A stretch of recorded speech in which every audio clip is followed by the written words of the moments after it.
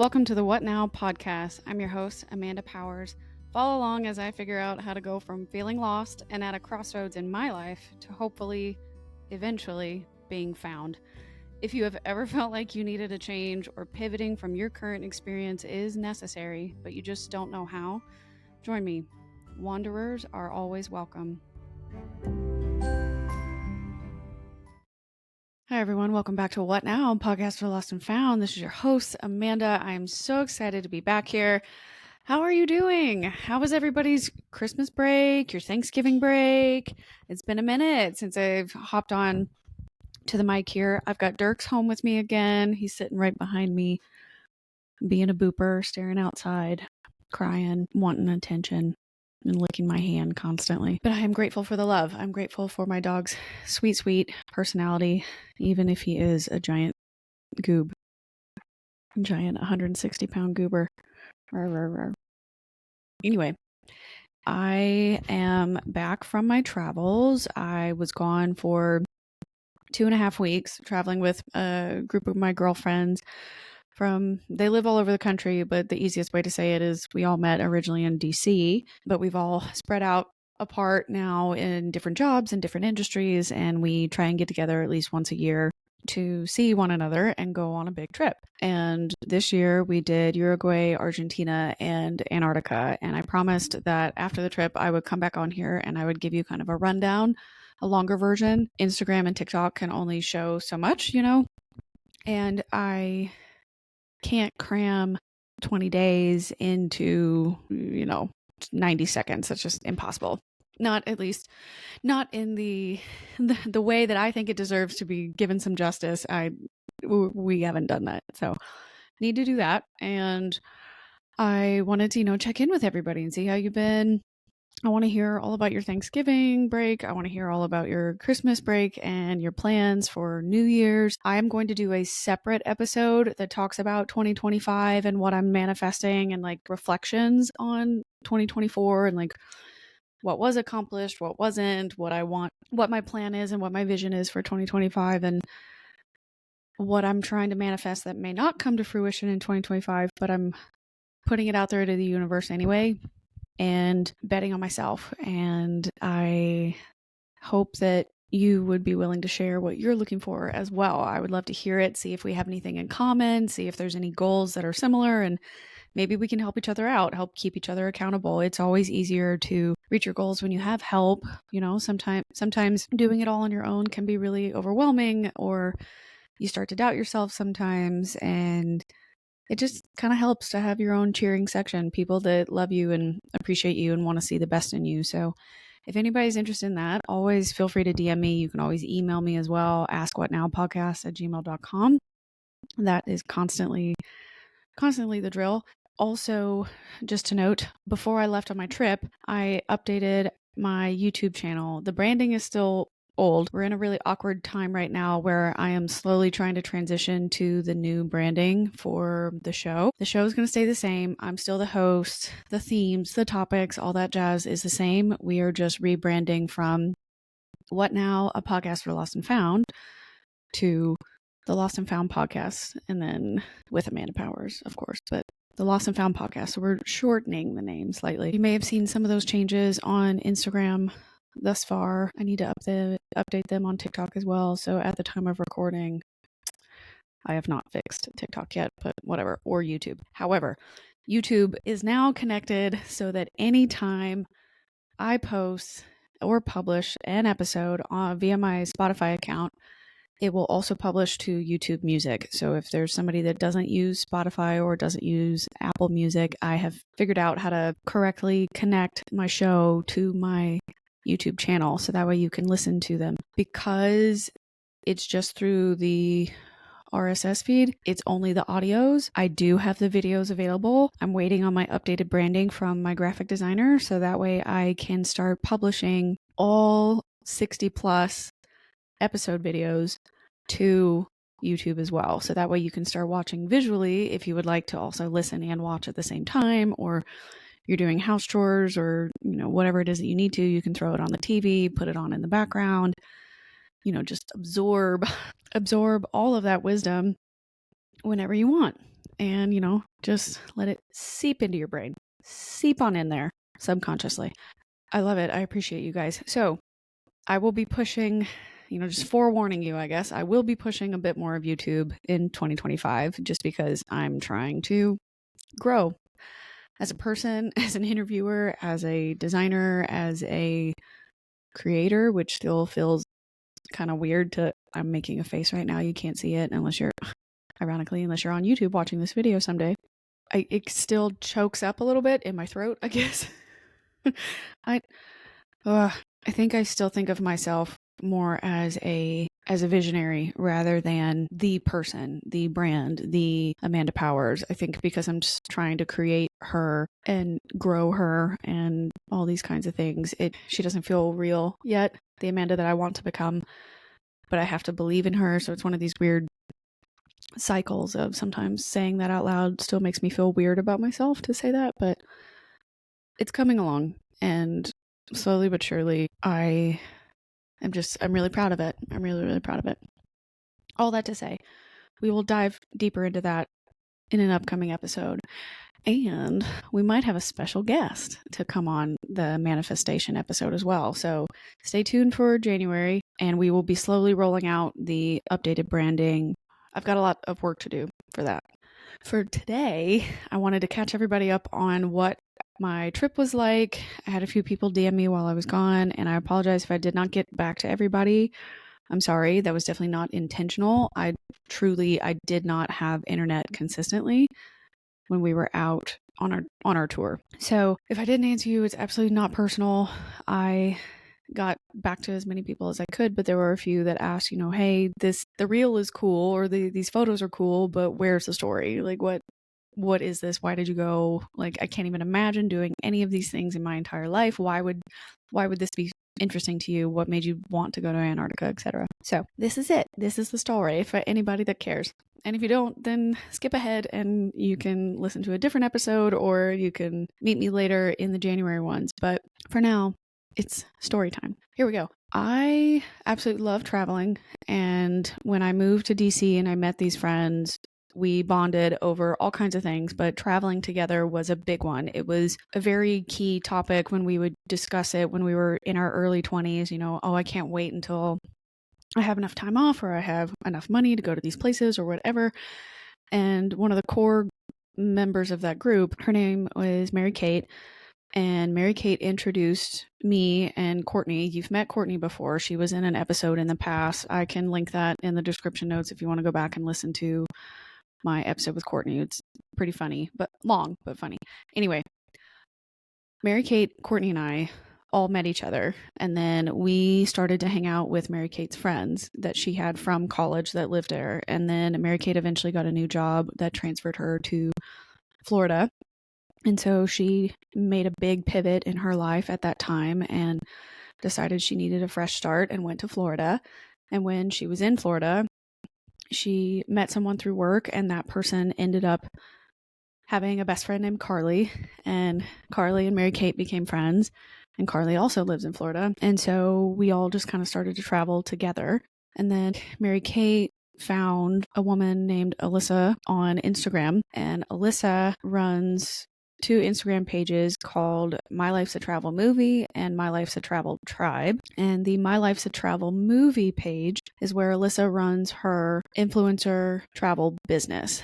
So she was a single female way back in the mid 2000s who started traveling alone and publishing and vlogging and blogging all about it, and slowly built up her account and her community and doing solo trips and giving people tips and writing a book about all of her travels and such. And then eventually branched out into not just writing itineraries for people, but leading group trips.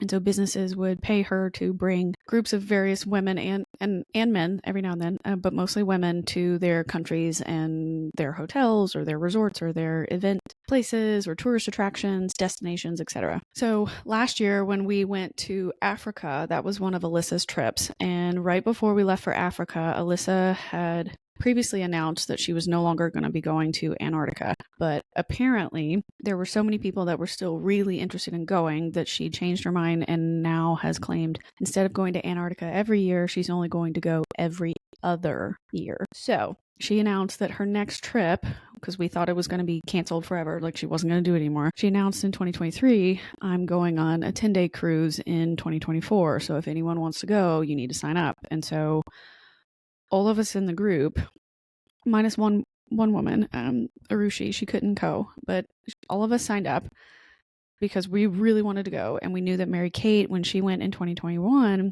absolutely loved it. And so we wanted to see for ourselves, why not mark off for some of us, a 5th or a 6th continent and get closer to finishing the 7 continents of the world. And we signed up and we did it and planned it all together and got really excited and spent about a year and a half coming up with different ideas about what we could do.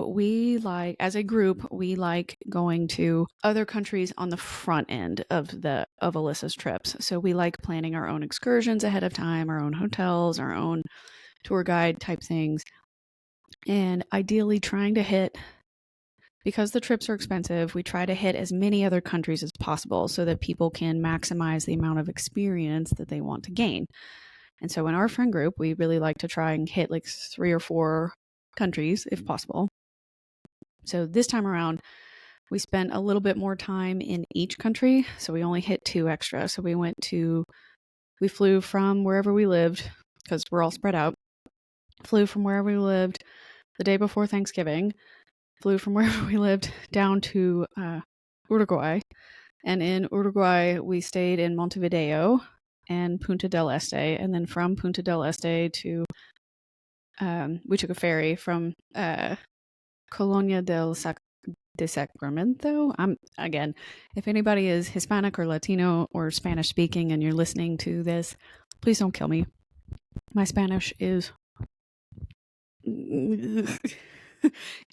Not iffy. I mean, it's kind of like riding a rusty bike. Like, I studied, for those of you that may not know, I took in America, they don't, unless you go to a bilingual school that purposefully integrates language skills early on, you typically do not get exposure to foreign language through the education systems until 5th grade. So for me, I grew up 5th grade through senior year of high school in Spanish classes. So I took Spanish for 8-ish years straight, and then did 1 year in college, and I ended up not finishing the minor, and I should have. It's one of the only regrets I actually have in my life, is that I did not take Spanish more seriously in college. But I fell down the rabbit hole of national security, and here we are today.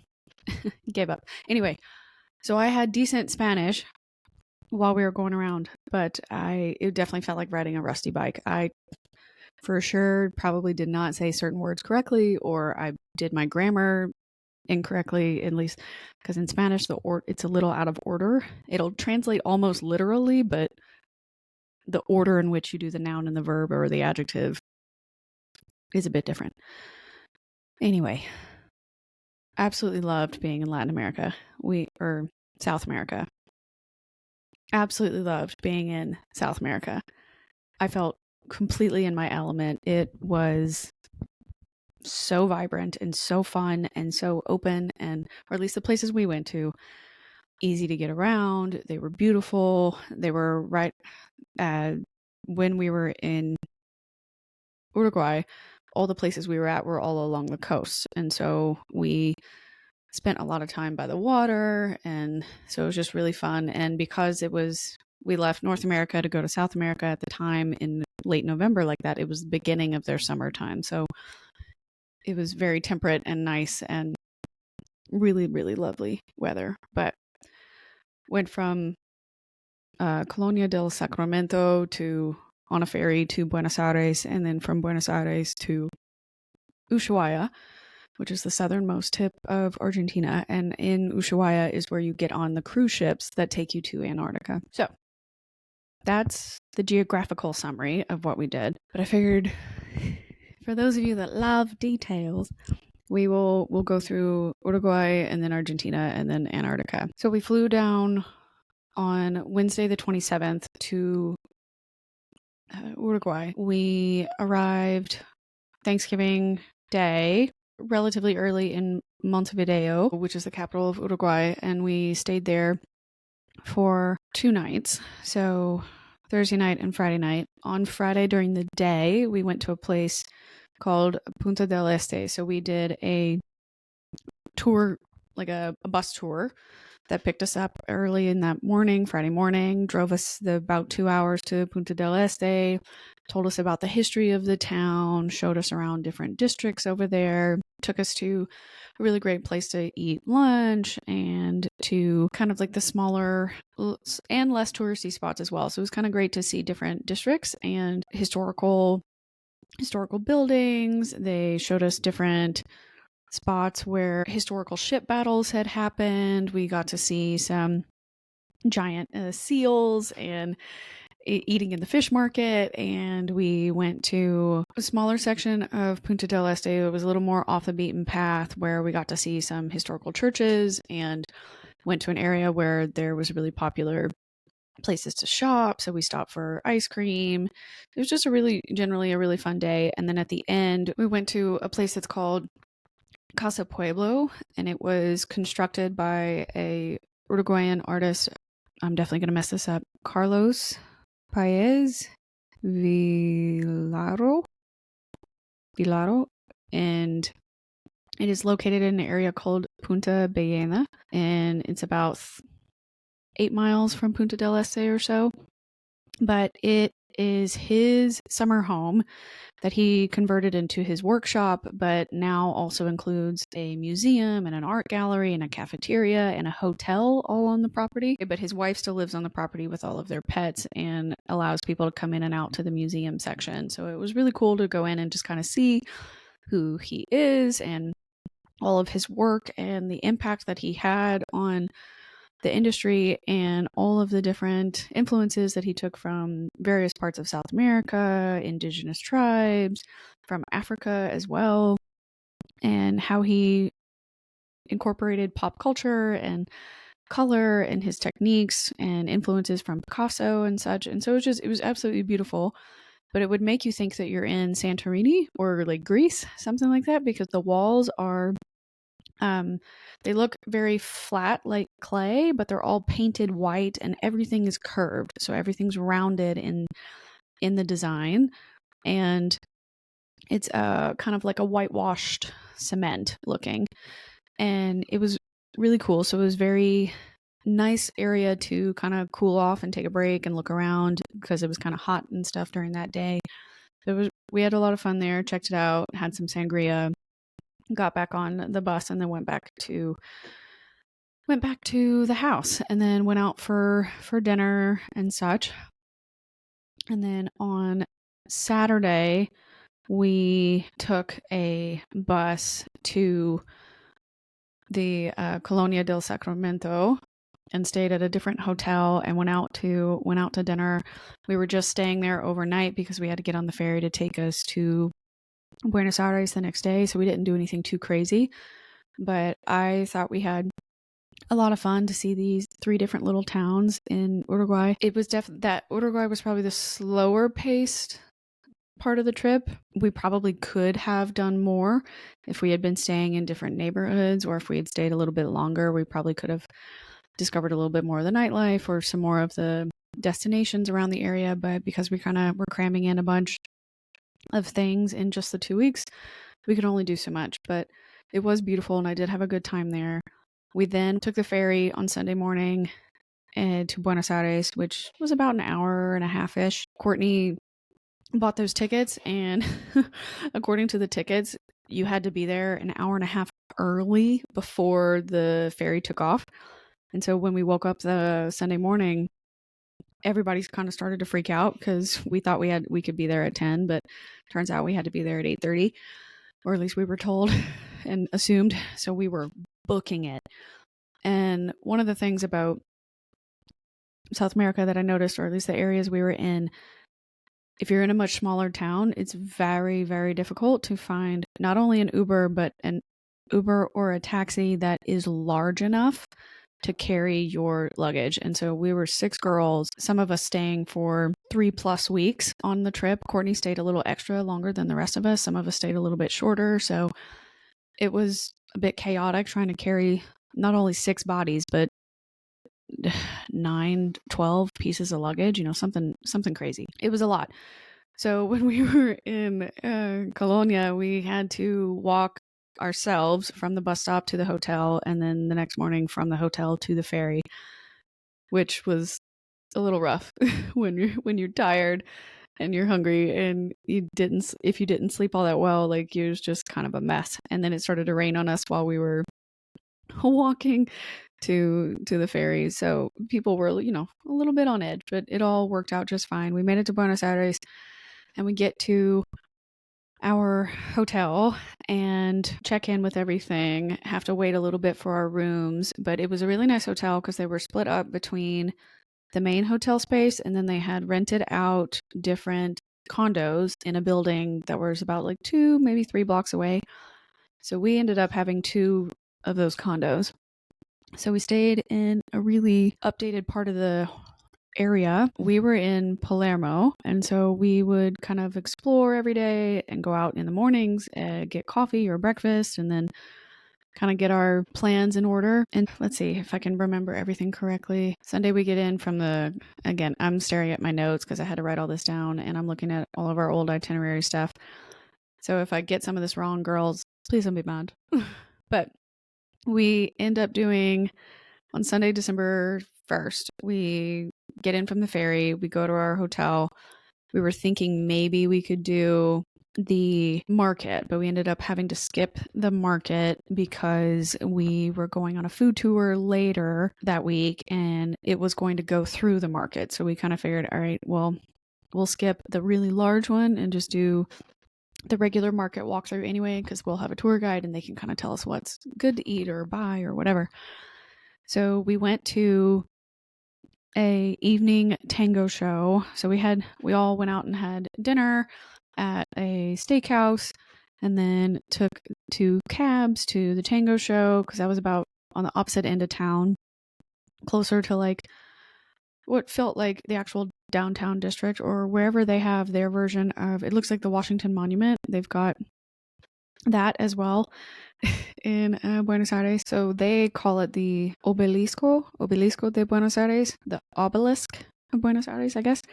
It's it's a national historic monument for them that commemorates the founding of the city. And it is in Plaza de la República. That's where we were hanging out. And that's where the tango show was. So we went to a tango show in a different neighborhood. That was pretty fun. I guess I had something in my head where the tango show wasn't as large of a theater, so there were multiple options where you could have dinner in the theater beforehand, watch the tango show, or go to the tango show, have the drinks and the appetizers and watch the show, or go to the show but have no drinks or food, just watch. So there were variations on the tickets, and Mary Kate ended up getting us, because we had already had dinner somewhere else, she got us the girls booked the appetizers and wine version.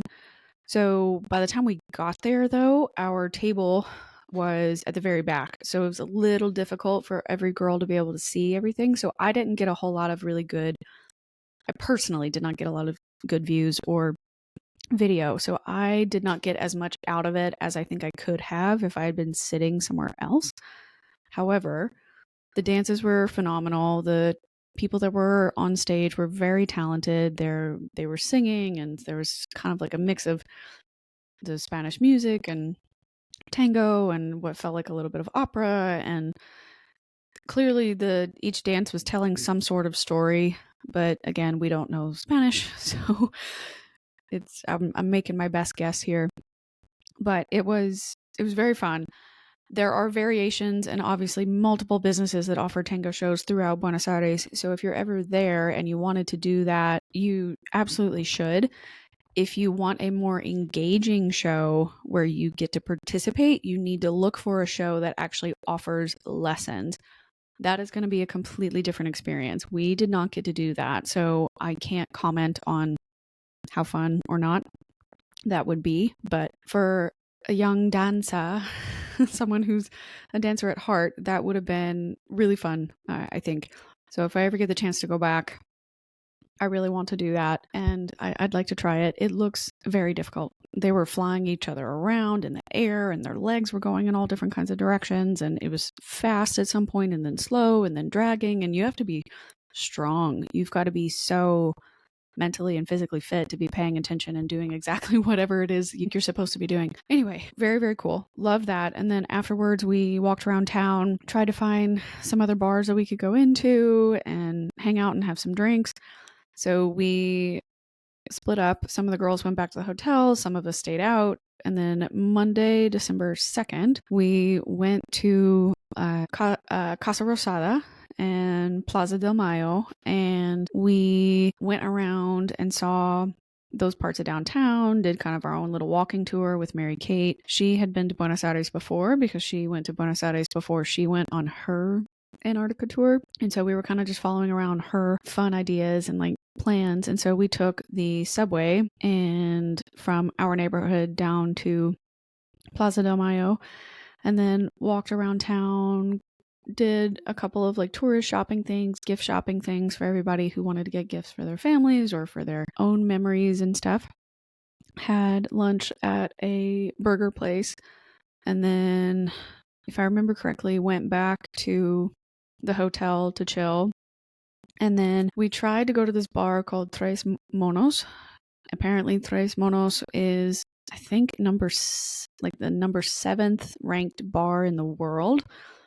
Carly and Mary Kate were looking up like top 50 bars and restaurants, and Buenos Aires had, I think, 2 or 3 of them, surprisingly. And we wanted to get into Tres Monos, but when we tried to do that after we got back from the walking tour or our own walking tour around town with Mary Kate, we could not get in because they were closed on that day. But we were really hoping they would be open Tuesday, so we waited that out a little bit longer. But on Monday night for dinner, we went to a place called Don Julio, which is a famous Argentinian steakhouse. So that was the fancy dinner.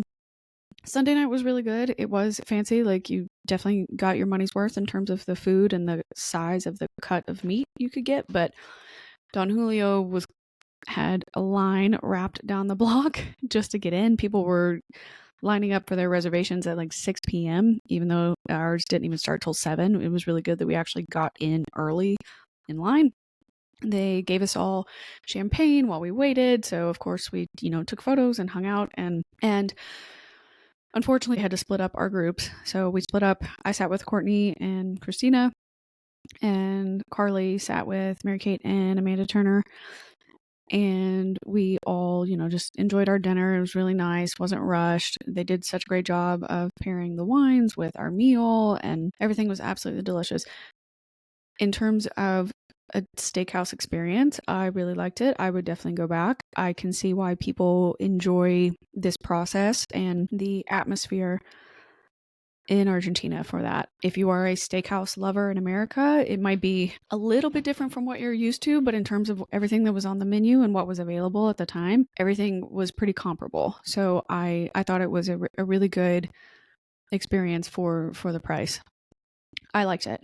And then after Don Julio, we went to a place called The Hole, and it was a speakeasy type bar for whiskey and such, but you could get any drink you wanted. But it was based off of Alcatraz and all the different prisoners that had lived there. So a lot of the private rooms were inside of what were makeshift like prison cells, and they had really old cars from like the 30s and 40s in there, and they had everybody's most wanted posters, and the drinks were named after different prisoners and different wardens and history behind Alcatraz and stuff, and you could take photos throughout the bar, and it was just really, really cool.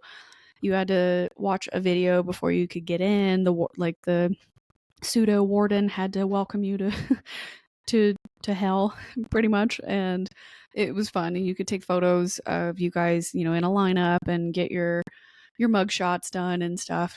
So we really liked it, but we got in there a bit later because it was after dinner, and it was packed, absolutely packed. It was standing room only at that point for us, so we couldn't really do a whole lot.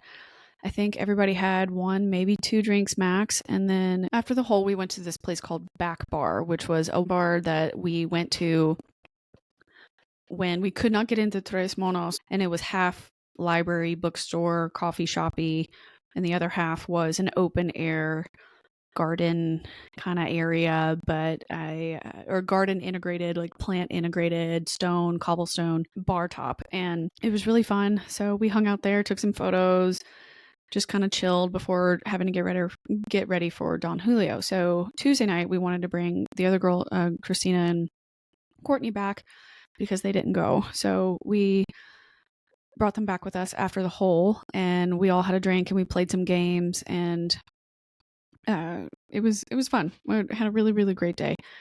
And then the next day, Tuesday, December 3rd, we did a walking food tour of the San Telmo area. But before we did that, we went to a neighborhood called La Boca, which was famous. It was a famous artist refuge area. So La Boca was one of the very first neighborhoods in Buenos Aires when the city was being built. It had a lot of immigrant culture blended into it, and especially from Italy.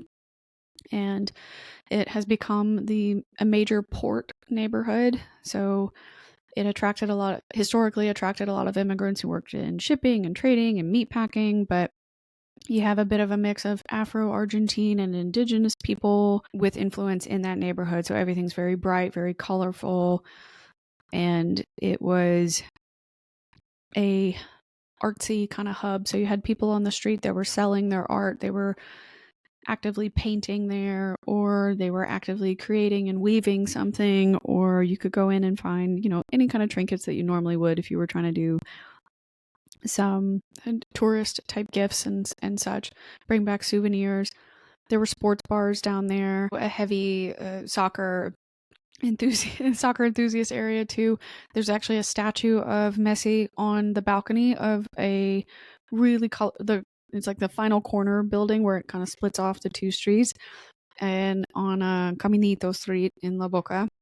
So a lot of soccer influence there. It was just kind of fun to take photos and see what that was like. And then from there, we went on the walking tour, and it was a historical guided food tour in a different neighborhood called San Telmo. And we did a bunch of different street food and drinks, and we'd go to a spot and grab small bites. And then we started in a German influenced place, but it was just like what they considered to be a locals bar. It was one of the very first bars and restaurants in Buenos Aires at all. And we had a beer there. And then from there went to the original San Telmo Sunday market, where we wanted to go last Sunday, but we couldn't go. So we went into the market and we stopped by a couple of different spots in there, had some empanadas, had some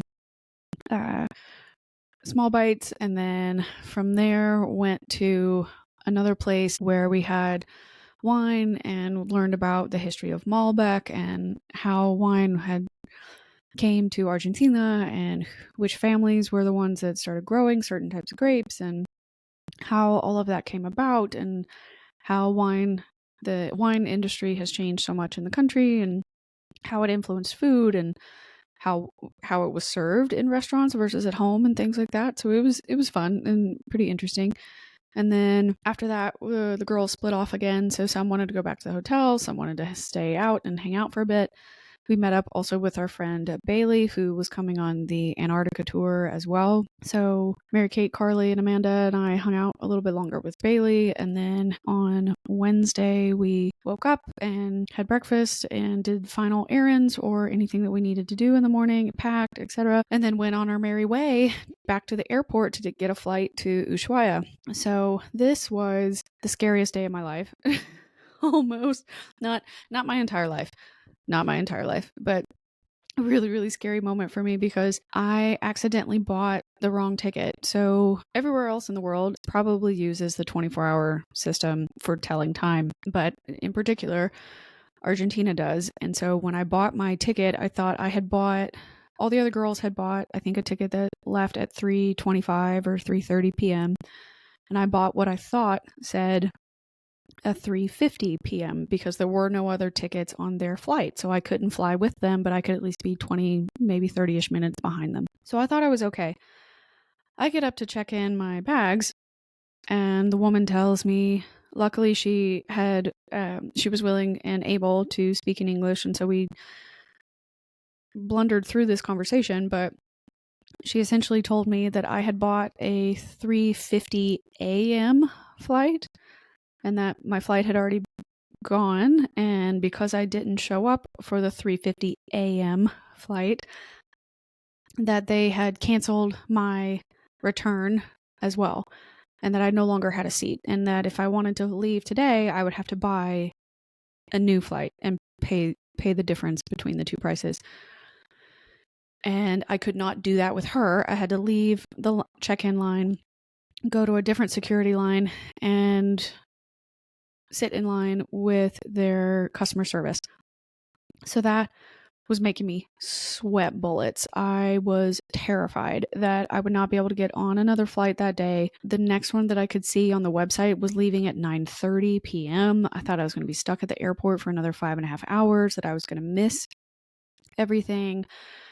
I was just having so much anxiety. And if I didn't have FOMO so badly and shame and embarrassment over buying the wrong friggin' ticket, I wouldn't have felt so bad. But I had to tell the group, I was like, look, I bought the wrong flight. They won't let me on. I can't pay for my bags yet. And I have to buy a whole new ticket. So luckily I was able to spend the extra money, bought a new flight, went back to her. She let me cut line to check my bags. And then she told me, both of your bags are overweight. In Argentina, you can only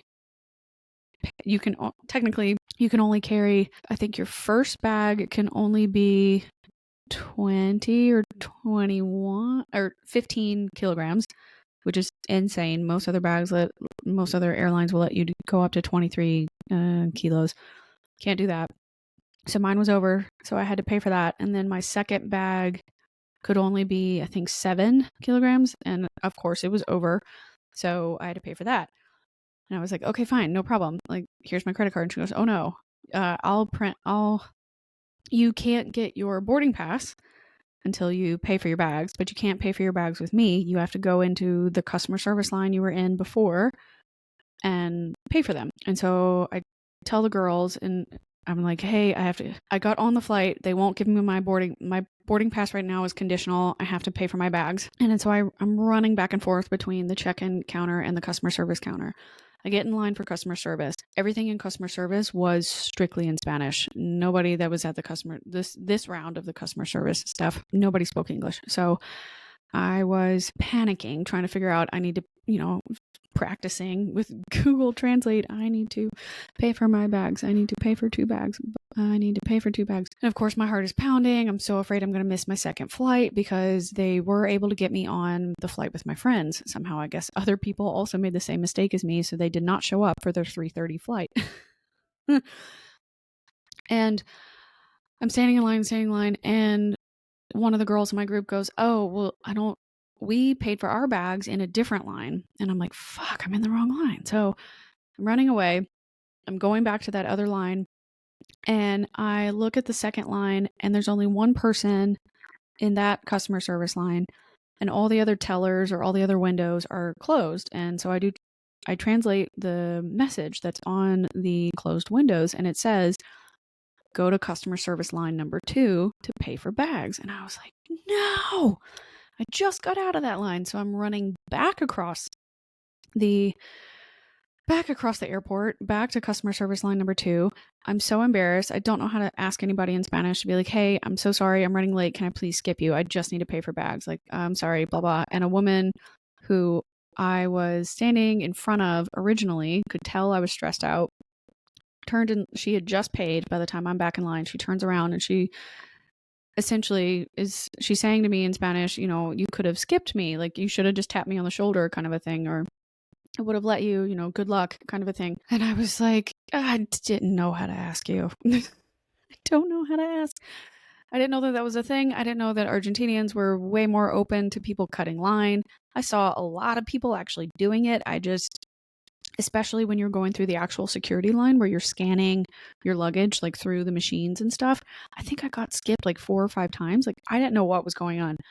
But I guess people are just open to the fact that if you're running late, just do it. But oh man, I was sweating so much, so stressed out, so afraid I was going to miss this flight. Because by the time I got to the security line and I was, maybe 10, 20 feet away from putting my luggage through the machine, I was getting the notifications that like my friends were boarding now. And I was like, no. So I'm running, as soon as I pay for those bags, I'm running back to the woman. I drop them off. She accepts them. I'm running straight up the stairs to security. I'm running past everybody else that's near me to the security line. Luckily, at least in the airport section of the airport we were at in Buenos Aires, they split domestic flights through two different security lines if you're going north or if you're going south. And so luckily the south group had very little people in line. So I was able to get through and get my passport examined and everything, and then put my luggage or what was left over of my backpack into security. They check it, I put it back on, and I'm booking it to our gate. I am leotaging hard, laying eyes on the gate. If you know, you know.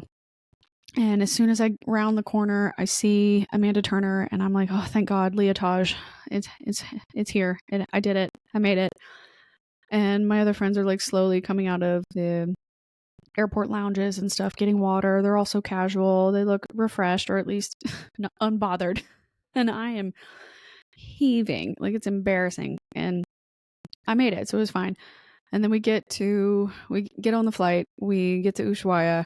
We check into our hotel, and I want to crash so hard, but we can't yet. And we end up going to dinner. We do first rounds at this place called Patagonia. So it was one of the breweries in town. And so if you saw on my Instagram, the video of me like dancing at the table with 5 beers in front of me, that's what that was a flight of beers to try and tell myself to calm down and just appreciate what's going on in the moment, and I'll be honest, I can't remember what we did after the beers. I want to say we walked around. I don't remember eating dinner anywhere though, but that doesn't mean it's not true. I think we did. We went somewhere because I remember Courtney went back to the hotel and the rest of us went to eat. I'm blanking hard right now, but we went to eat somewhere else. And then the next day we all did a guided like bus tour kind of thing. They drop you off at different parts of the park, but we went to the Tierra del Fuego National Park. And that evening we did the meet and greet with the travel tribe group. So a lot of the other people that were coming on the tour went to the Tierra del Fuego National Park. Then we did dinner at one of the more famous crab places. And then if you didn't want crab, you could go to a different spot and get other food and stuff. And then we met up with each other at a bar at the end of that night, met up with all the other travel tribers, introduced ourselves, had a few drinks, hung out. And then after that, the following morning, we got ready to head out. Friday, December 6th was the day that we got on the cruise ship. And so you had to get out of the hotel, drop off your luggage at a specific storage place, and then meet up with the travel tribers again, go through a little miniature debriefing and passing out of gifts and introductions. And then we were given some free time for lunch, and then you had to meet on the bus at your designated time. So I think my bus left at like 3:15 or something. And then we all went to the ship and got on the ship. And I want to say I think I've only got a couple of photos from the schedule from that day. And again, I'm probably butchering a bit of this. We all went to the initial briefing and introduction on the ship. They introduced who they are, all the people that work there. We got to walk around and explore on the ship, take some photos, videos, say goodbye to Ushuaia, basically. After the briefing from the ship staff, we did a briefing and introductions again with the travel tribers and like just kind of trying to put names to faces and had dinner on the ship and stuff, and then, kind of hung out, met each other. When there were 2 different bars on the ship, there were 2 jacuzzis on the ship, a gym, a sauna, a spa area. Obviously, you could unpack, put your stuff away in your hotel room. I was on the 3rd floor of the ship in a 3-person room with Courtney and our new friend Patty. She was from Pennsylvania, and she came here with 2 of her friends from Philadelphia, which was super cool. So we bonded over talking about Philly, and she was really great. We had a porthole in our room, so you couldn't really see a whole lot, but it was easy to go up to the 4th floor where Bailey and Christina were staying together, and Amanda and Carly were staying together, so we could see their rooms and look out onto the balconies and stuff. So those were nice. But just kind of went around, met everybody, had dinner, and it was a buffet style for dinner that night. So it was a really long line, but tried to figure out where we were going to sit together because it was kind of tough depending on how busy the restaurants were. There were 2 different restaurants, one on the 8th floor, which was smaller, which could seat about 25 to 30-ish people, sometimes 40 if they had the deck open, but I don't think they did the night that we went. But anyway, that, or you could go to the 5th floor where they had the grand ballroom area where they did breakfast, lunch, and dinner every day. So we did dinner over there and then just kind of hanging out, exploring around the ship. And the very first night, I was very confident in myself and confident in my, I've been taking the medicine ahead of time. I'm wearing the patches. I'm doing good. They told us that it's going to be Drake Lake. So to leave Argentina to get to Antarctica, you go from Ushuaia through the Beagle Channel to get to the Drake's Passage. And so after that happened, I was like, oh, I'm confident. I can do this. We're not even having that rough of a time according to the tour guides. This is going to be great. I get through dinner. I get through the unpacking. I get through all the briefings. And we're all upstairs on the 8th floor, on the balconies, looking out, so excited, taking photos, videos, and stuff. And so I had wine at dinner, but by the time I make it up to the 8th floor, I am starting to feel woozy. And so I was talking to some people at the bar, and at one point really knew that I was in trouble, and I decided, you need to leave now just in case. It's going to take you a minute to get from the 8th floor back down to the 3rd floor. Get up. And so I get up from the bar and I go, pull the whole, if you've ever watched How I Met Your Mother, I pull the whole "have you met Carly?" And I walked out of there as fast as I could and immediately went to my room to throw up.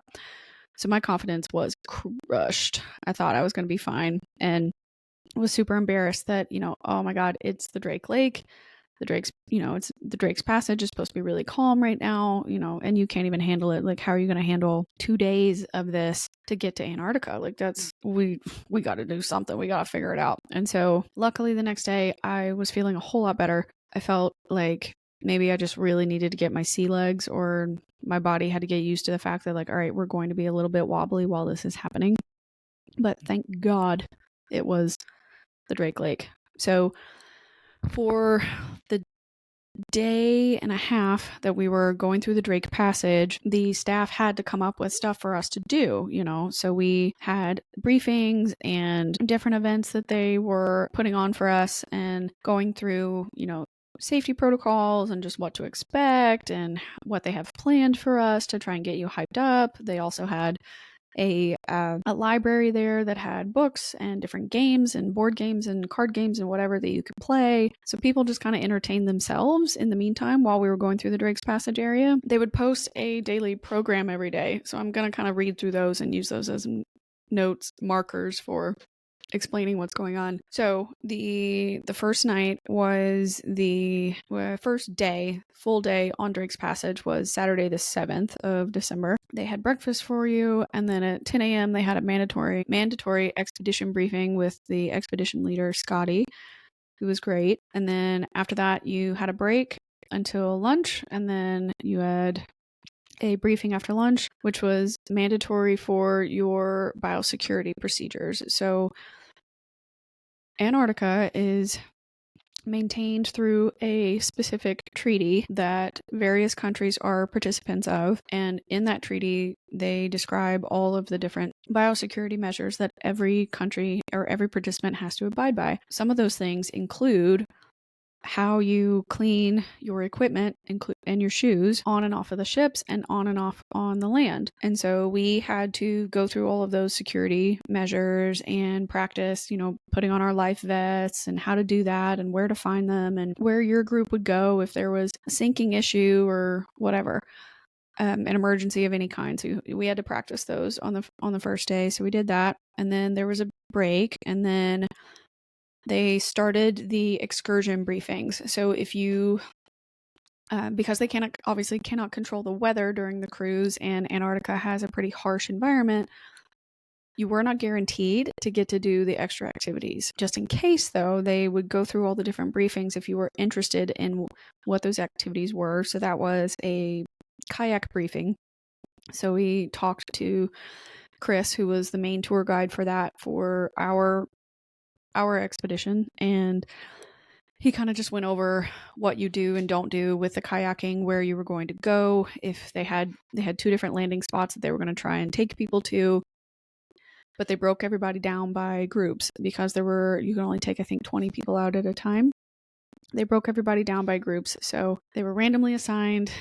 Depending on your group, they would go in whatever order they could, and as many days as possible that kayaking was available, they would take you out kayaking. The caveat there, though, was if 2 excursions were happening at once, you could only pick one. You couldn't always go to both. So if you went kayaking in the morning, you might have ended up missing one of the landings, and a lot of people didn't want to do that. So you kind of had to make your decision based on that. But we learned about that, and then you had a break for a wildlife watch.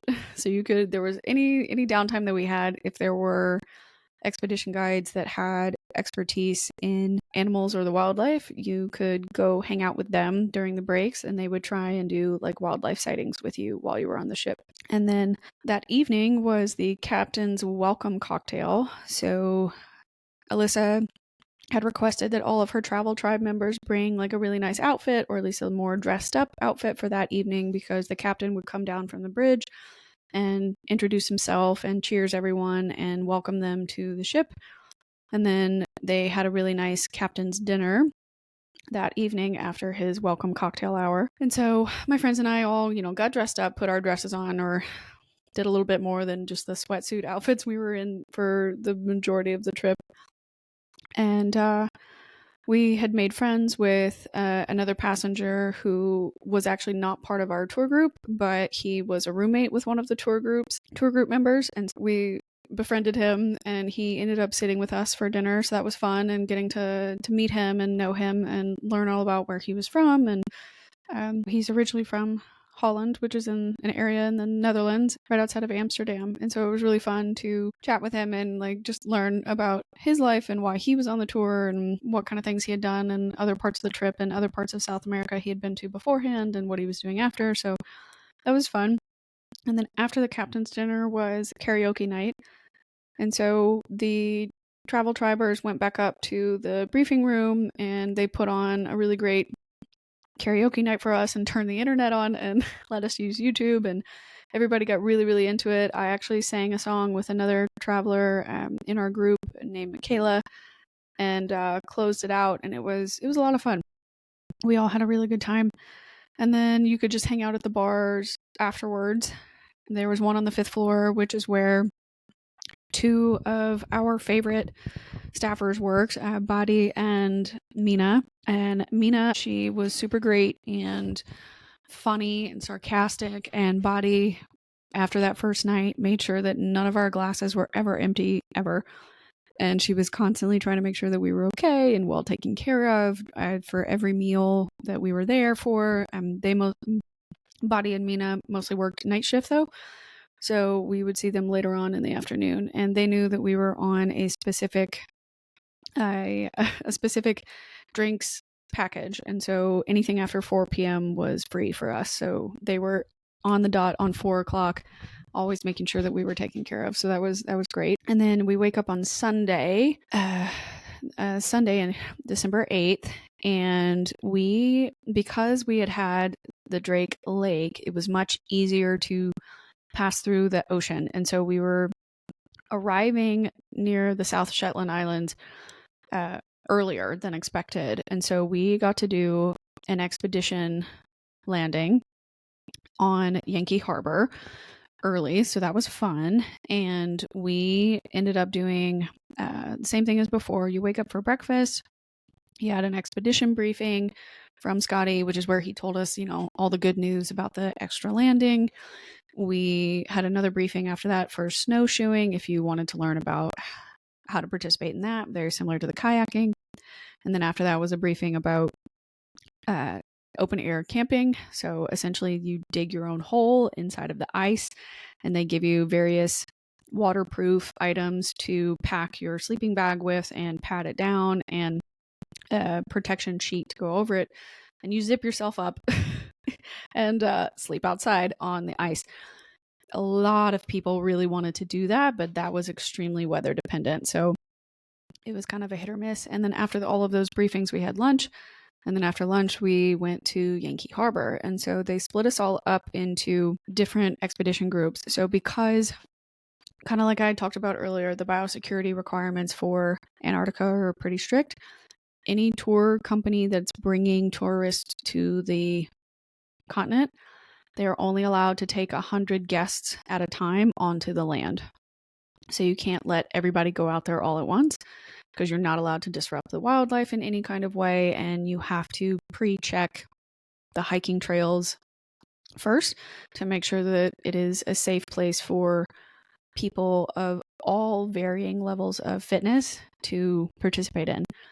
So if it wasn't safe, we weren't allowed to land, and they would come up with an alternative solution for us. But that first day we got to go to Yankee Harbor, so we were out there for about an hour. It was so much fun. And then they bring you back and you could do the afternoon tea from 4 to 5. We had a recap briefing from Scotty where he kind of explained everything that had gone on that day and what we were going to do the following day. And then we had dinner. And then we had a lecture from one of the tour guides named Ab, who was also from the Netherlands and spoke Dutch and stuff. He was an expert in penguins and birds, and so he knew a whole lot about the different species of birds and potential penguins that we would see on the tour. So that was kind of fun to learn a bit more about that. And then after his briefing, you could hang out, you could go to the bars, you could go to the library, go back to bed, do whatever. So that was Sunday. Monday, December 9th. Again, I am assuming that this is still all true. My notes are photos from the schedules that they posted every day, but sometimes certain things did change. But Monday we did 2 expeditions. So we had 2 opportunities to do landings. So you had breakfast in the morning, and then you had your expedition landing in Palaver Point. And then your secondary option after lunch was Kayak Bay area, and the Kayak Bay was a Zodiac tour. So in the morning you were on land, in the afternoon you were on the Zodiacs, so smaller boats where they could put about max 10 to 12 people inside the boat, and they would do a tour guide around the different icebergs and such in the water there. So that way you could kind of learn about the ice and the history of the land, and potentially see other penguins or other birds or other seals a bit more up close, and learn about your expedition guide and such. So they did Kayak Bay, and then you'd come back again, afternoon tea, briefing from Scotty, and then you would have dinner. And the evening briefing was a documentary if you wanted to go to that. And then Tuesday the 10th was breakfast and a briefing from Scotty, and then a bit more of casual time. That morning was a little rougher. We ended up not doing the polar plunge until in the afternoon after lunch.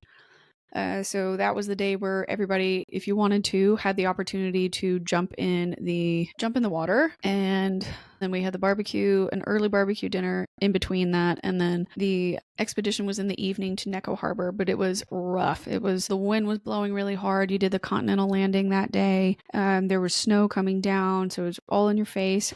So you had to have thick skin on that day. After that, it was pretty late when everybody got back. So that was a little rough, that like if you didn't eat enough earlier that day at the barbecue, you were going to be starving by the time you got back from Necco Harbor, because they had to go a bit slower on the Zodiacs for safety to take people in and out. The next day, Wednesday, December 11th, I'm hoping I'm doing this correctly. There were a couple of things that we did a little bit out of order, just depending on what was going on. And again, my notes might be a bit outdated here, but there was breakfast in the morning on Wednesday the 11th.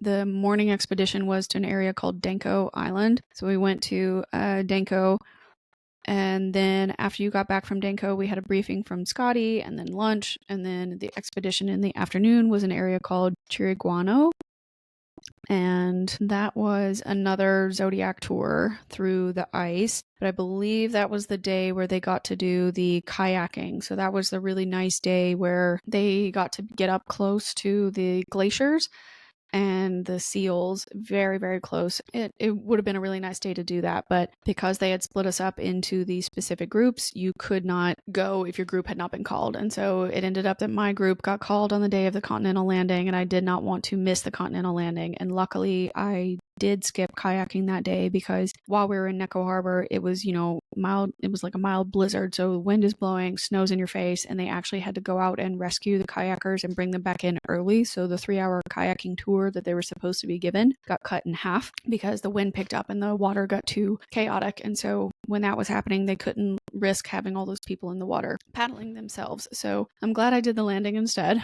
Let's see. And then after we get back from Chiriguano Zodiac tour, you could do the afternoon tea, you could chill, you had the recap briefing with Scotty, and then dinner, and then the evening entertainment was another movie screening. And then Thursday was our last full day of doing stuff, because then we were going to have to start heading back to Ushuaia, and to start that trek was going to take the 2 days. On our last full day on land, we did 2 different expeditions. First, we went to Half Moon Island after breakfast, and then we had lunch, and then after that we went to an area called Deception Island. And turns out Deception Island is actually not an island at all, but rather a active volcano with a bunch of water in the middle, and there's only a very narrow area where the land is open. So a lot of ships have crashed there, and so you can only take a very oddly angled entrance to get inside. And so the captain maneuvered his way into the middle of the crater of the volcano and anchored the ship, and then we all got on the Zodiac boats and took the Zodiac boats to the beach and jumped off the boats and hiked up to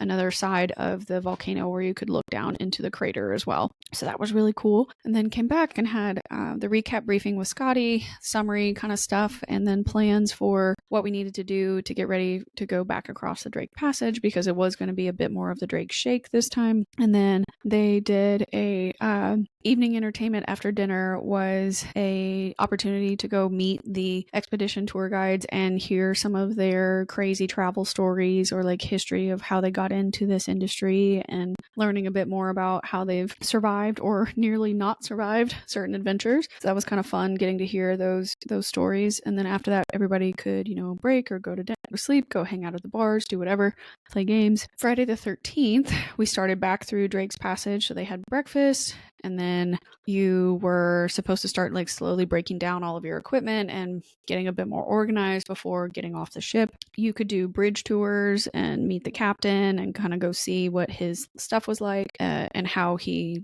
got into the industry as well. You could get a bit more one-on-one time with him to learn about how a ship like that operates. And then they had a lecture from some of the Rhodes Scholars on the tour. They gave a lecture about the history of Antarctica and the original explorers that went down to the continent and how they discovered it and what they did to lay claim on the land and the history of it, and to be the first that did X, Y, or Z. So we learned a bit about that, and then we had lunch, and then you could go back to doing more bridge tours. There was also another lecture about women in Antarctica, so you could learn about the history of different female explorers or wives of explorers that had come down to Antarctica as well. They did a mandatory disembarkation briefing, and then a final recap briefing with Scotty, and then they had dinner, and then they had another game night where people came down and played what they called How Big Is That? And one of the expedition tour guides set up a giant rope across the room and split everybody up into groups, and he would put an image on the board, and you would have to guess how large is this item, and you have to clip your estimate onto the rope, and then he would tell you the true length or true size, and whoever was closest to that size would win. Which we did not think at the time would be a very funny game to play, but turns out it really was. We all laughed a lot about that. My team did not win, but Bailey and I held our own as best we could, and we named ours, because you could only do 3 at a time, we named ours 2 Girls, 1 Dutch. It was funny. And anyway, it was too rocky that first night on the way back. And so the captain recommended nobody go up onto the 8th floor. So we did not do karaoke night on the 13th. They moved it to the actual final night, Saturday. Saturday was essentially the same. You had briefings or lectures, you could play games, you could hang out, you could read, you could try and relax through a bit of the Drake shake, just do your best to kind of hold your own and try not to puke and hang out and get ready for the next day. Saturday night, we did our final group dinner at the Hot Rock restaurant. So they had a restaurant on the 8th floor where you could order your meat, and they would serve it on a volcanic rock, and that would heat up and cook the meat, and then you could just eat it right off of the rock. So as a concept, fun. In execution, maybe wasn't worth what we were doing, could have just gone to the regular dinner at the last night, but I think it was all fine. We had a good time, and it was a nice way for just the 7 of us to say goodbye to each other and, talk about, Amanda liked to play a game called Peak and Pit. So like saying your favorite thing and then your least favorite thing and then ending on a positive kind of thing. And that was good. And then that was the final night where we did the second karaoke stuff. And that was a lot of fun. And yeah, just hung out and made the most of it, and got back Sunday and had to get up early for breakfast and then get off the ship. And they split people up based on your flight times to get home. So if you were leaving Ushuaia that day, they took me and Courtney and some other people immediately to the airport, because our flights were either 9:30 or 12:30. And so I said goodbye to my friends because they were leaving at the 4:30 flights or the 10 p.m. flights. So I didn't get to see them after the ship. And then I got on my flight to Buenos Aires to JFK, JFK to Atlanta, and then my mom picked me up in Atlanta on Monday in the afternoon, and then she drove me home to Nashville. But let's see, that is essentially the trip, and we are already at an hour and a half. Fuck. Okay, I'm just kidding. I'm gonna edit this down as best I can, but I kind of wanted to just go over, like, that was the trip, but it also really made me think a lot, and it was a really good chance for me to just be surrounded by my friends and loved ones, and I had a lot of feelings of peace and wonder and renewed confidence. I had to practice my Spanish a lot, so using that in public was a little bit daunting at first, but like I was joking earlier, it felt like kind of I was riding a rusty bike, and I just there's a switch sometimes when you get your confidence back in something that you like to do or you love to do, or when you feel like you're kind of in your element,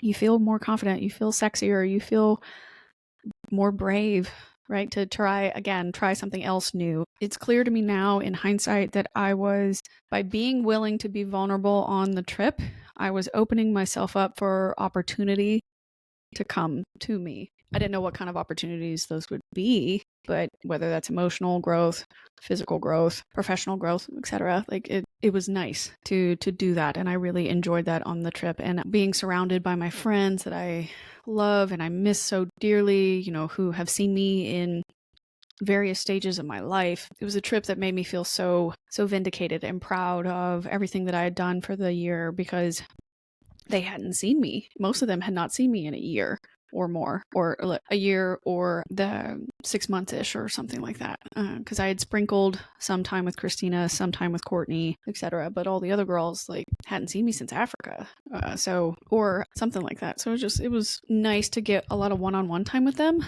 and to get to know them better and see them travel to a completely unknown place like this together. And I really, really liked it, and it felt like a lot of vindication and healing had happened in the last year. And I do credit a lot of that to to the podcast. And I also believe that traveling is it's so crucial to building your worldview and learning more about who you are in times of stress and peace, learning to defy the hustle culture and like trying to reteach yourself like where you belong, like it's always so great to, I think, to go out and experience so many different things and learn from different cultures and learn about their history and their food and their lifestyles and how they show joy and care and comfort and their preferences for certain things and stuff. And it helps you learn like what it is that you want and what you don't want. And I think it's just really, really crucial. Traveling helps you not only learn about other people, but learn about who you are. And I really love that. And serendipitously, when I came back from the trip, I saw this quote in an email that I got from Lonely Planet, and it really struck me, and it helped me kind of summarize a lot of the emotions that I had been feeling throughout the trip. So I thought we could just kind of talk about that before closing out. Yes, I described what we did literally each day on the trip, but how much the trip impacted me and helped me apparently feel better about things that I didn't realize I was still feeling bad about was phenomenal. And so the quote from Lonely Planet is, "In our world of mass tourism and scrambling to tick a box off of things to do, what we forget is that traveling isn't about ticking boxes. It's about connection and experiencing something new and unforgettable with your ride or dies. It's about those specific weighty moments that stop us in our tracks and make us say, wow, we'll remember this." And that's exactly how I feel about this entire girls' trip, the entire part in both South America and Antarctica in particular. There is no place like Antarctica. It is the last, if not one of the last, untouched areas inside of the world. And the fact that humans have actually respected the treaties to protect it and not ruin it as quickly as we've ruined other parts of the world is phenomenal and fascinating. But when you're there, the only way I know how to explain it is like it almost feels like you're on another planet. Like if the moon had water, this is what I would feel like it would look like. It's not so much mountainous as it is just giant, giant pyramids of ice everywhere. So there's only 3 colors when you're down there. Like there's the blackish gray of the land, the white from the ice, and then the blue in the water, and the reflection of the blue also in the icebergs and stuff. But like blue, black, and white are your 3 choices. Pretty much. It's very stark to go from a big like major city in the US or go from Buenos Aires or Montevideo where you've got people out on the beach and there's flags and there's businesses and buses and bikes and city lights and so much stuff to do. You go from what felt like, even though it was regular stimulation, like I'm used to living in cities. I've lived in cities all over the country, at least here in the US, and it doesn't bother me so much. But there's a complete difference from being in like a quiet, more rural town and then Antarctica. The quiet in Antarctica is deafening. Like other than the squawking of like the penguins and the water lapping up on shore from the waves and stuff, there's nothing. You don't hear anything. You don't see anything. And it's just so vast and quiet. And it's the only really way I know how to explain it. It was just like it either looked like an abandoned movie set, like Jurassic Park, like a Jurassic Park film area just got abandoned, and because they left it with no roof, a bunch of snow fell in on it. Or you're on the moon, but it rained for forever, and so the moon flooded, and like everything's gray and white and blue, and that's it. And then the occasional penguin comes across, and a seal comes across and eats the penguin, and then an orca comes across, and we didn't see any orcas actually, but you get my point. Like there's either whales, some birds occasionally, seals, and penguins. And that's it. So it's such a beautiful, stunning, harsh place. And yet the grit that these animals, and if there are plants, animals and environment have to have to survive there, it's crazy. Absolutely crazy. So all the adaptations and the evolution of these places to learn how to survive in extreme cold like that, even during their quote unquote summertime. Their summertime it was like low 30s while we were there, maybe mid 30s. It's cold. It's friggin' cold. And I'm saying mid 30s like Fahrenheit. So close to 0 Celsius for anybody else that might be listening. 0, it maybe got up to 1 or 2 Celsius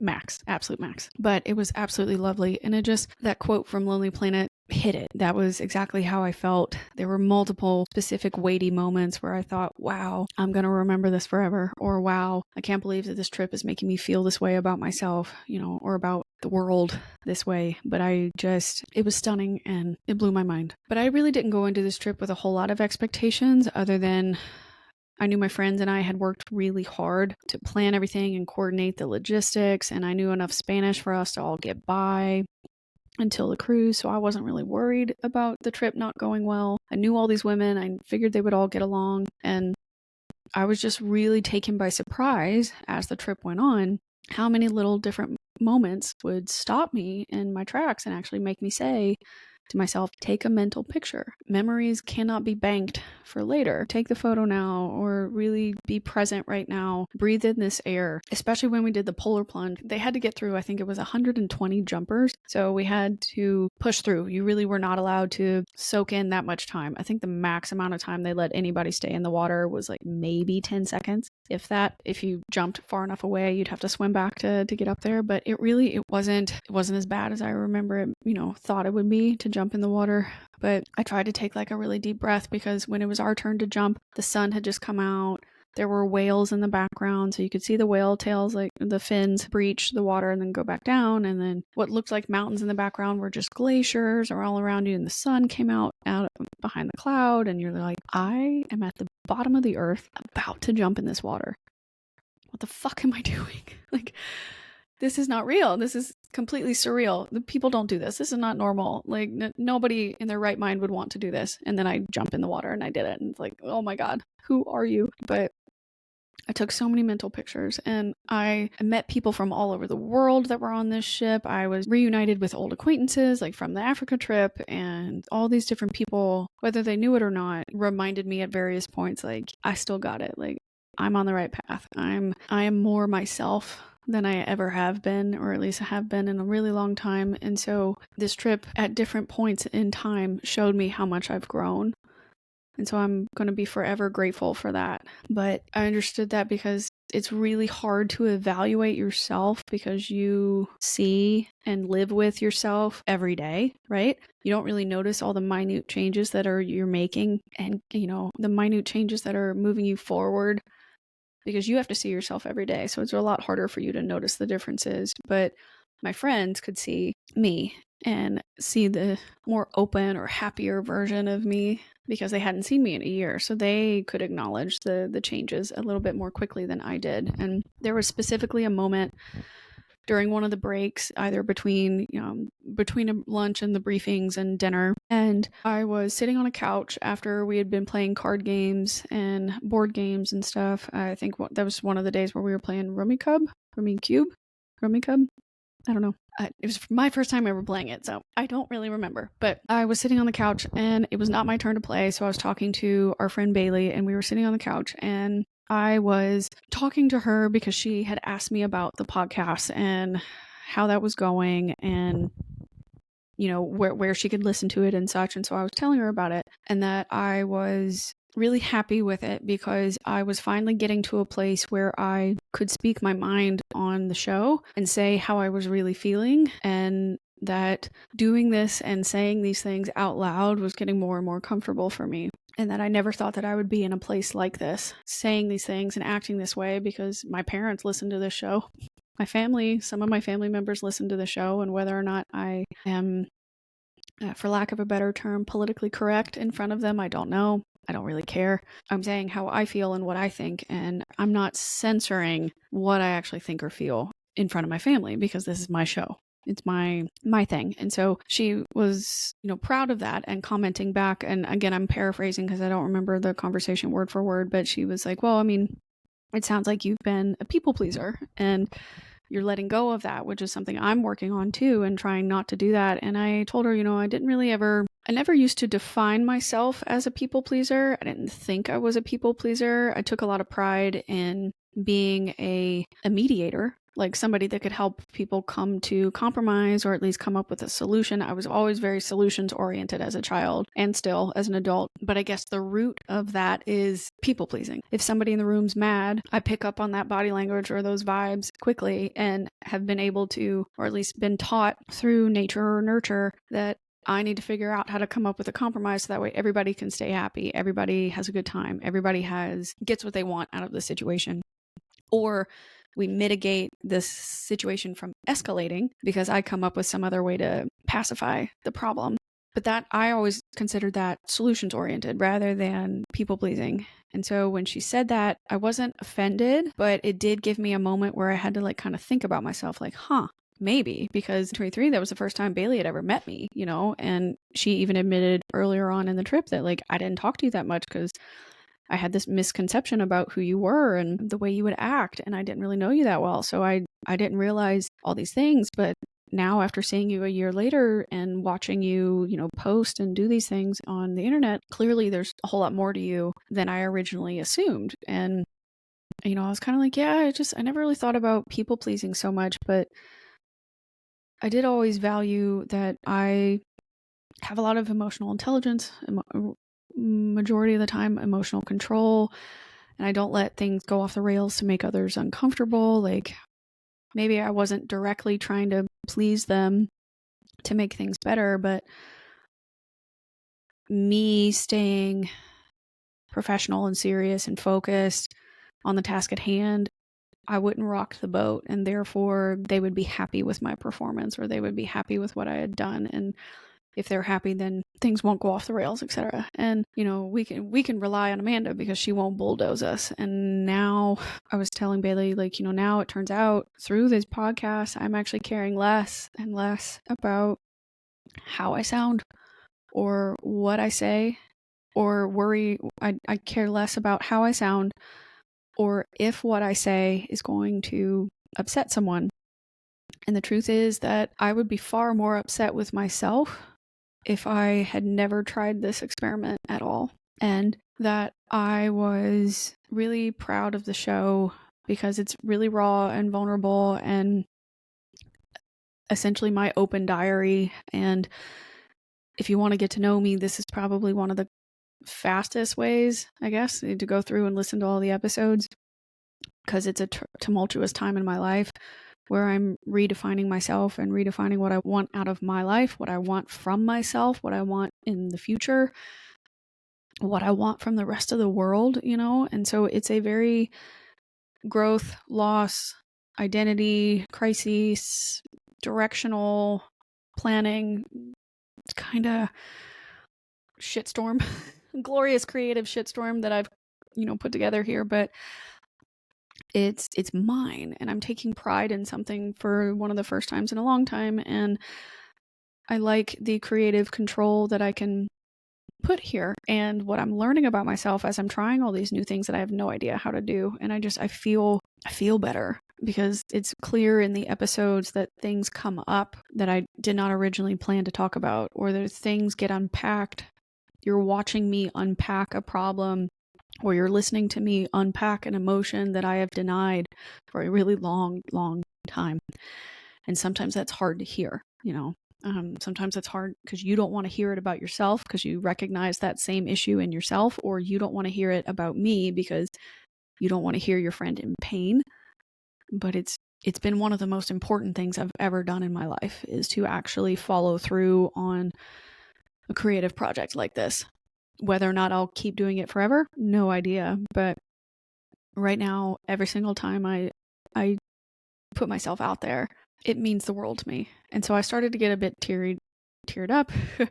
Go figure, while I'm talking to Bailey, and she was tearing up too. And she's like, well, I'm not going to push you. Like, I don't want to upset you or anything like that. But like, I'd love to, when we have internet again, like send it to me. And I would love to hear more about it and stuff. And so I told her I would.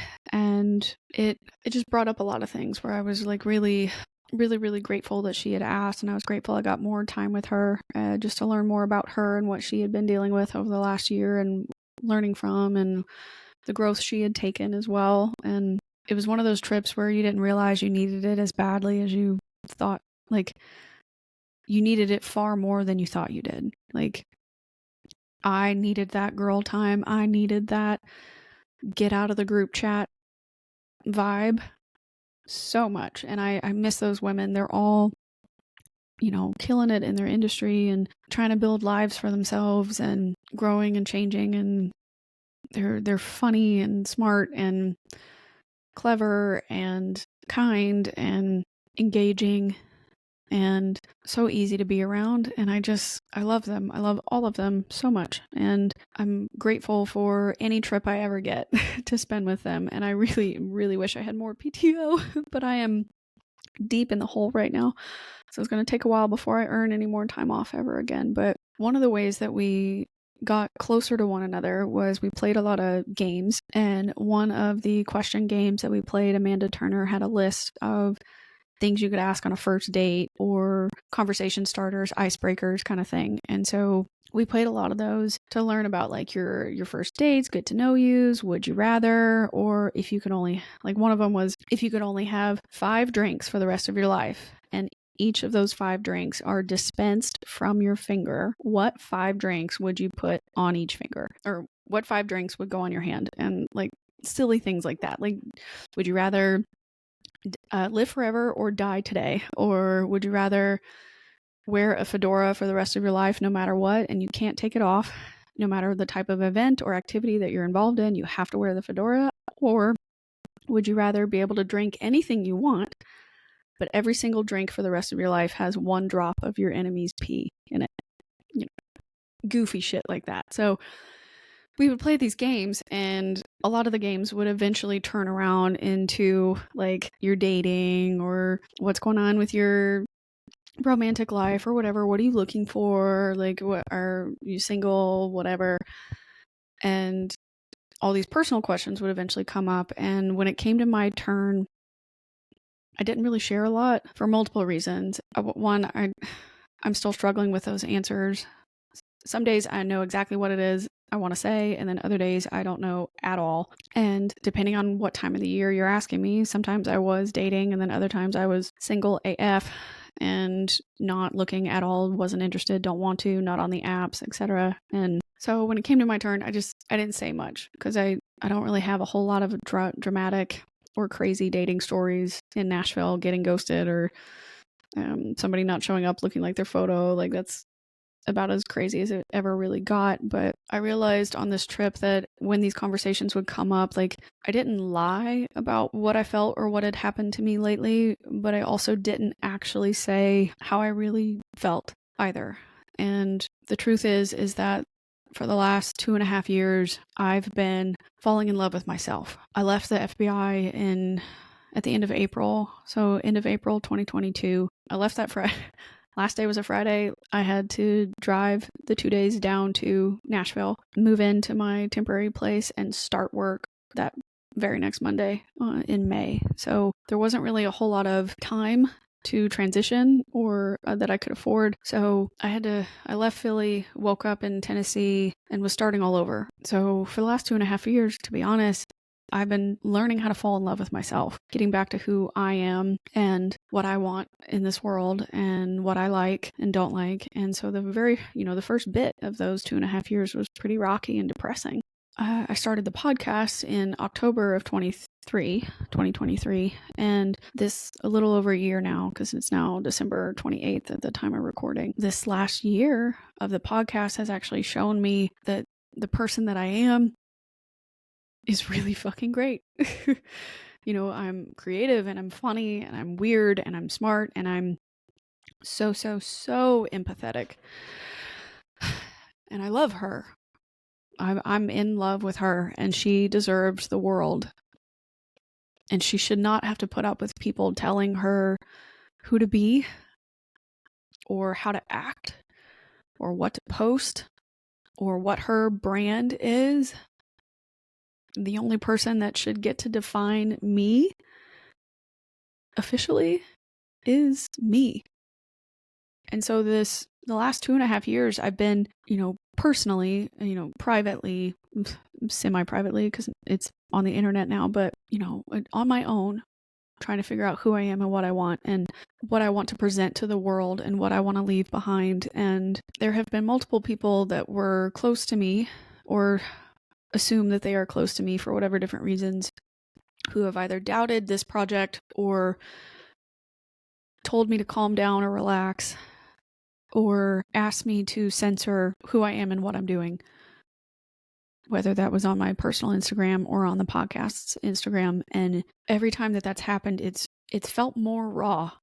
Like normally I wouldn't really be that upset by people telling me, do or don't do something. But this last, 2.5 years while I'm trying to fall in love with myself, I'm almost defensive over her.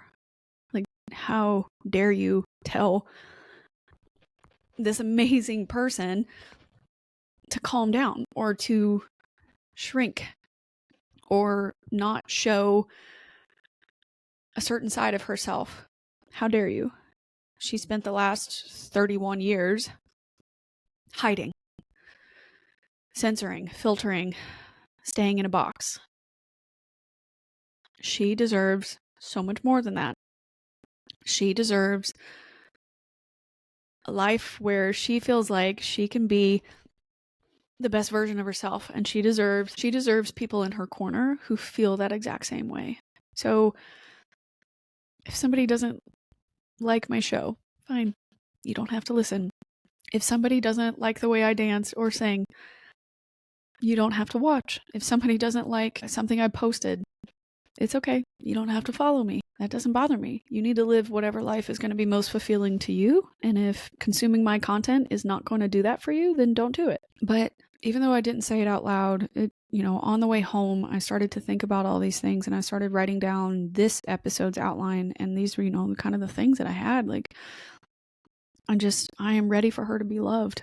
I am ready for this Amanda, this version of her, this as authentic as she can be. I want her to find genuine, burn the world down, passionate love and support. I want her to find her equal and a confidant. I want her to find a space where she's less fearful. I want her to not be afraid of messing up anymore. And let's just face it, love is really messy. So why not just go ahead and dive in? It's never going to be perfect. It's never going to be the exact right time. You're never going to fall in love or find the person you're meant to be with if you don't put yourself out there. And not necessarily like forcing myself to date. That's not what I mean. I'm not saying forcing yourself to be on the apps, but just being open to opportunity at all is so crucial.